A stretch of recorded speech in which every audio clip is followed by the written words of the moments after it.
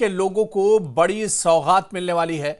लोगों की मांग पर आज से वंदे भारत ट्रेन रियासी में भी रुकेगी।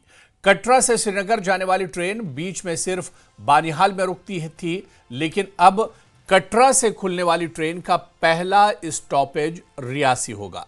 सुबह 8:10 पर श्री माता वैष्णो देवी कटरा स्टेशन से खुलने वाली वंदे भारत एक्सप्रेस सुबह 8:28 पर रियासी स्टेशन पहुंचेगी और 2 मिनट के स्टॉपेज के बाद 8:30 पर रियासी से रवाना हो जाएगी। इस दौरान सांसद जुगल किशोर ने ट्रेन को हरी झंडी दिखाएंगे।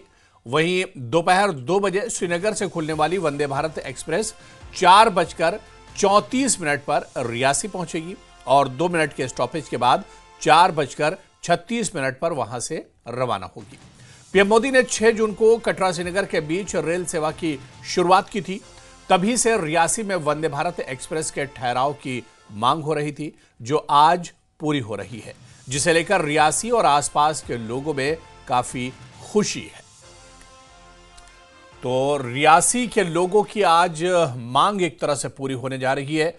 रियासी के लोगों के लिए और रियासी के लिए आज का दिन बहुत अहम है, क्योंकि वंदे भारत ट्रेन जो कटरा से श्रीनगर तक जाती है, अब उसका स्टॉपेज रियासी में भी होगा और आज से 2 मिनट के लिए रियासी में वंदे भारत ट्रेन रुका करेगी, यानी 2 मिनट का स्टॉपेज रहेगा।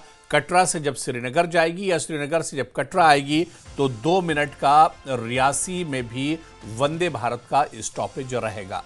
रियासी के लोगों को यह शिकायत थी कि उनके यहाँ जब रेलवे स्टेशन है तो वंदे भारत ट्रेन आखिर क्यों नहीं रुकती है। और आप देखिए कि श्रीनगर से कटरा या कटरा से श्रीनगर जाते वक्त सिर्फ बानिहाल का एक स्टॉपेज इससे पहले हुआ करता था, लेकिन अब इसमें रियासी स्टॉपेज भी जुड़ जाएगा। यानी कटरा से जब ट्रेन चलेगी तो उसका पहला स्टॉपेज रियासी होगा, फिर बानिहाल और श्रीनगर, और इसी तरह से श्रीनगर से जब ये ट्रेन लौटेगी तो रियासी में 2 मिनट के लिए वंदे भारत ट्रेन का स्टॉपेज रहेगा। तो आपको बताते चलें कि रियासी के लिए आज का दिन बहुत अहम है। कटरा से चलकर 8:28 पर यह ट्रेन रियासी पहुंचेगी और ठीक 8:30 बजे यानी 8:30 पर रियासी से श्रीनगर के लिए वंदे भारत ट्रेन रवाना होगी। क्योंकि आज पहला दिन है इस स्टॉपेज का, इस वजह से लोगों में काफी उत्साह है। खुद रियासी से रुकने पार्लियामेंट इस इलाके से जुगल किशोर शर्मा इसे हरी झंडी दिखाएंगे और ट्रेन को रवाना करेंगे। तो रियासी वालों को, और चलिए सीधे रियासी का रुख करेंगे। हमारे सहयोगी राहुल कपूर इस वक्त हमारे साथ जुड़े हुए हैं। राहुल, आज रियासी के लिए बहुत बड़ा दिन है। वंदे भारत ट्रेन का स्टॉपेज आज से रियासी में होगा। कितना उत्साह है रियासी के लोगों में और किस तरह का माहौल है? देखिए विशाल, बिल्कुल रियासी के लोगों ने काफ़ी देर से इंतज़ार किया है और जब से वंदे भारत कटरा से श्रीनगर के लिए शुरू हुई है तब से इस चीज़ का इंतज़ार कर रहे थे लोग। इस चीज़ के लिए मांग कर रहे थे कि वंदे भारत का जो स्टॉपेज है वो ज़िला हेडक्वार्टर में भी होना चाहिए। इसका फ़ायदा राजौरी और पुंछ के लोगों को भी मिलेगा। तो इससे पहले भी हमने देखा कि यहाँ के स्थानीय सांसद हो या फिर विधायक हो, डीडीसी चेयरमैन हो, उनकी मुलाकात रेल मंत्री से भी हुई और उसमें भी ये मुख्य मांग थी कि रियासी रेलवे स्टेशन पर वंदे भारत का स्टॉपेज होना चाहिए। तो आज से इसकी शुरुआत होने जा रही है और लोगों में उत्साह है, लोगों में एक खुशी की लहर है। लोग रेल मंत्रालय का धन्यवाद कर रहे हैं कि उनकी उस मांग को माना गया जो लग रहा था कि नहीं सुनी जाएगी, क्योंकि वंदे भारत एक्सप्रेस ज़्यादा स्टेशंस पर नहीं रुकती है। लेकिन आज से वंदे भारत एक्सप्रेस के रुकने का सिलसिला शुरू हो जाएगा और लोगों में उत्साह है। लोगों को उम्मीद है कि इससे कहीं ना कहीं रोजगार के साधन बढ़ेंगे। इसके साथ ही कई लोगों को उम्मीद है कि इससे पर्यटन भी बढ़ेगा इस पूरे इलाके का। तो लोगों में एक खुशी की लहर है और आज से ये सिलसिला शुरू होने जा रहा है और Vande Bharat Express Reasi railway station पर भी रुकेगी। जी विशाल। बिल्कुल राहुल, क्योंकि और कटरा से चलकर सबसे पहला अब जो स्टॉपेज होगा वो रियासी होगा, और रियासी के लोग भी ये चाहते थे कि वंदे भारत ट्रेन उनके यहाँ रुके, यानी रियासी के लोगों का सपना एक तरह से राहुल आज पूरा हो जाएगा और आज से 2 मिनट के लिए ये रियासी में वंदे भारत ट्रेन रुकेगी। ऐसे में जिस तरह से आपने बताया कि चाहे स्टूडेंट्स हों, चाहे कारोबारी लोग हों, तिजारत पेशा लोग हों, उन्हें इस कदम से, रेलवे का जो ये बड़ा कदम है, इससे बहुत फायदा आने वाले दिनों में होगा। जी देखिए, बिल्कुल रियासी की बात करें तो इसी यहीं रियासी रेलवे स्टेशन से ही कुछ ही दूरी पर दुनिया का सबसे ऊंचा रेल पुल है। इससे कटरा से रियासी से बीच में ही अंजी खट केबल स्टेट रेल ब्रिज है। लोगों को एक खास उम्मीद है कि अब इन ब्रिजों का और नाम बनेगा, लोग इन्हें देखने आएंगे। इसके साथ साथ ही जो दूर दराज पहाड़ी इलाके के लोग हैं या फिर दूसरे ज़िलों के लोग हैं, राजौरी और पुंछ के लोग हैं, वो भी इस इलाके में पहुंचेंगे। और क्योंकि रियासी रेलवे स्टेशन नज़दीकी रेलवे स्टेशन होगा तो यहाँ से वंदे भारत एक्सप्रेस की जो लोग यहाँ से अपनी सफ़र को जो है वो शुरू करेंगे। तो इलाके के लोगों को आस उम्मीद है कि रोज़गार के अवसर पैदा होंगे, कारोबारियों को उम्मीद है कि लोग आएंगे तो कारोबार बढ़ेगा। जो यहाँ पर ऑटो चालक हैं या फिर अन्य कोई भी जो कारोबार रेलवे से जुड़ा हुआ लोग कर रहे हैं, लेकिन पिछले दिनों से जब से ट्रेन वंदे भारत एक्सप्रेस चल रही है उसके स्टॉपेज ना होने के कारण मायूसी थी।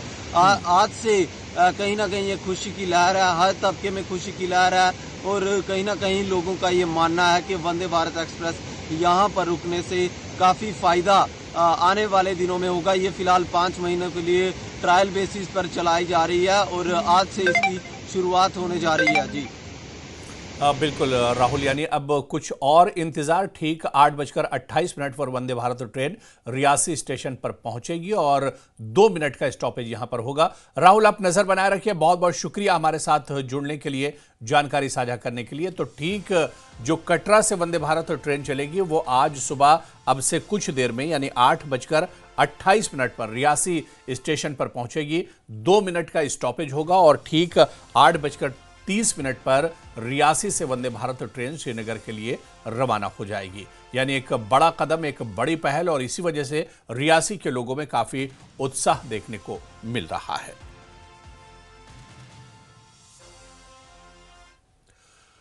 और आगे बढ़ेंगे, एक और बड़ी खबर। सोनम वांगचुक मामले पर सुप्रीम कोर्ट में आज सुनवाई होनी है। जी हां, एनएसए के तहत जोधपुर जेल में बंद है वांगचुक। पिछली सुनवाई में कोर्ट ने मांगा था केंद्र से जवाब। एनएसए के तहत गिरफ्तार किया गया है और इस गिरफ्तारी को ही चैलेंज किया गया है। सोनम वांगचुक की पत्नी गीतांजलि ने याचिका दायर की है। तो सोनम वांगचुक के मामले पर सुप्रीम कोर्ट में आज फिर सुनवाई होने वाली है। और आपको बताते चलें कि एनएसए के तहत जोधपुर जेल में बंद है सोनम वांगचुक। पिछली सुनवाई में कोर्ट ने केंद्र से जवाब मांगा था। आज देखना यह अहम होगा कि क्या केंद्र की तरफ से जवाब दाखिल किया जाता है, और अगर केंद्र की तरफ से जवाब दाखिल किया जाता है तो केंद्र का क्या कुछ जवाब होगा, यह देखना भी बहुत अहम होगा, क्योंकि एनएसए के तहत गिरफ्तारी को चैलेंज किया गया है। सोनम वांगचुक की पत्नी ने यह याचिका दायर की है। तो सोनम वांगचुक की सुप्रीम कोर्ट में आज सुनवाई होने वाली है। इस पर भी निगाहें लगातार टिकी होंगी। और आपको बताते चलें कि सोनम वांगचुक की पत्नी गीतांजलि ने याचिका दायर की है और वो इस गिरफ्तारी के खिलाफ, उनके ऊपर एनएसए लगाए जाने के खिलाफ सुप्रीम कोर्ट का दरवाजा खटखटाया है। इससे पहले भी सोनम वांगचुक के इस मामले पर सुनवाई हुई थी, जहां सुप्रीम कोर्ट ने इब्तिदाई सुनवाई करते हुए केंद्र से इस पर जवाब मांगा था। अब ये देखना आज अहम होगा कि क्या केंद्र की तरफ से जवाब दाखिल किया जाता है और केंद्र इस गिरफ्तारी को लेकर या एनएसए लगाए जाने को लेकर क्या कुछ जवाब सुप्रीम कोर्ट में दाखिल करता है। तो आज ये सुनवाई होने वाली है। सोनम वांगचुक को राहत मिलती है। और चलिए सीधे दिल्ली का रुख करेंगे। हमारे सहयोगी खुर्रम शहजाद हमारे साथ जुड़े हुए हैं। खुर्रम, आज सोनम वांगचुक को लेकर सुप्रीम कोर्ट में बहुत अहम सुनवाई होने वाली है। आज केंद्र सरकार को जो मोहलत सुप्रीम कोर्ट ने दी थी जवाब दाखिल करने के लिए, इस पर भी निगाहें होंगी। क्या कुछ जानकारी मिल रही है, कितने बजे ये सुनवाई होगी सुप्रीम कोर्ट में? देखिए 10:30 से 11:30 12 बजे के बीच ये सुनवाई हो सकती है। और आज की जो सुनवाई है वो इसलिए काफी अहम है क्योंकि पिछली जो सुनवाई हुई थी उसमें सोनम वांगचुक की जो पत्नी है, उनके वकील जो सुप्रीम कोर्ट में पेश हुए थे, उनकी तरफ से ये कहा गया था कि अपनी पिटीशन वो अमेंड करना चाहते हैं और उन सोनम वांगचुक पर जो नेशनल सिक्योरिटी एक्ट लगाया गया है उसके ग्राउंड को दरअसल इस पिटीशन में चैलेंज किया जाना है। तो आज जो ग्राउंड बनाया गया है उसको चैलेंज किया जाएगा, क्योंकि सोनम वांगचुक को लेकर जो पहले पिटीशन दाखिल की गई थी वो हर्बस कपियस पिटीशन थी, यानी कि सोनम वांगचुक को क्यों हिरासत में लिया गया, उनको सामने लाया जाए, उनका कुछ पता नहीं है। लेकिन ये तमाम चीजें हो चुकी हैं। सोनम वांगचुक ने अपनी रिप्रेजेंटेशन भी जो एडवाइजरी बोर्ड है उसके सामने रखी है, क्योंकि टीम खुद जोधपुर जेल गई थी और उनकी पत्नी भी उनके साथ थी। सोनम वांगचुक ने कई बातें कही हैं कि उनको ऊपर उनको हिरासत में लेने के लिए जो ग्राउंड बनाया गया है उसमें वीडियोस हैं, उनको गलत कॉन्टेक्स्ट में लिया गया है, उनके जो बयान है उनका गलत ट्रांसलेशन किया गया है।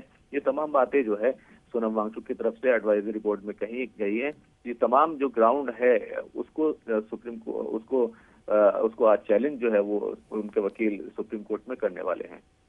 तो बिल्कुल, बहुत बहुत शुक्रिया खुर्रम हमारे साथ जुड़ने के लिए। और आज सुप्रीम कोर्ट में सोनम वांगचुक के मामले पर सुनवाई होने वाली है और जिस तरह से उनकी गिरफ्तारी हुई, एनएसए लगाया गया, इसी को लेकर सोनम वांगचुक की पत्नी ने ये याचिका दायर की है। तो आज फिर सुप्रीम कोर्ट में सोनम वांगचुक के मामले पर उनकी गिरफ्तारी को लेकर सुप्रीम कोर्ट में सुनवाई होगी।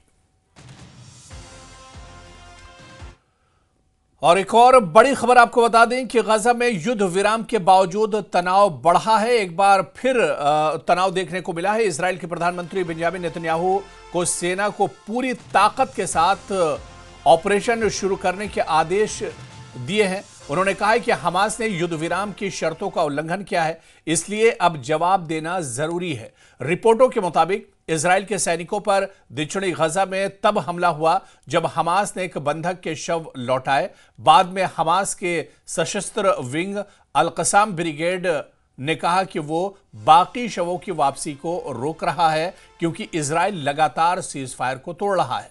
हमास का कहना है कि गजा में जारी बमबारी से खोज और शव बरामद का जो प्रोसेस है वो बाधित हो रहा है।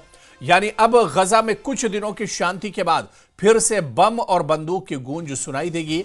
इजराइल के प्रधानमंत्री बेंजामिन नेतन्याहू ने मंगलवार को सेना को शक्तिशाली तरीके से हमला शुरू करने के आदेश दिए हैं। आपको बता दें कि ट्रंप की मध्यस्थता से 2 साल के बाद युद्ध विराम हुआ था, लेकिन अब जिस तरह से इजराइल ये कदम उठा रहा है, ऐसे में युद्ध विराम एक बार फिर से टूट सकता है। यानी जंगबंदी अब एक तरह से खत्म हो सकती है, क्योंकि बेंजामिन नेतन्याहू ने अपनी जो सिक्योरिटी फोर्सेस हैं उन्हें पूरी ताकत के साथ गजा पर एक बार फिर हमला करने का आदेश दिया है।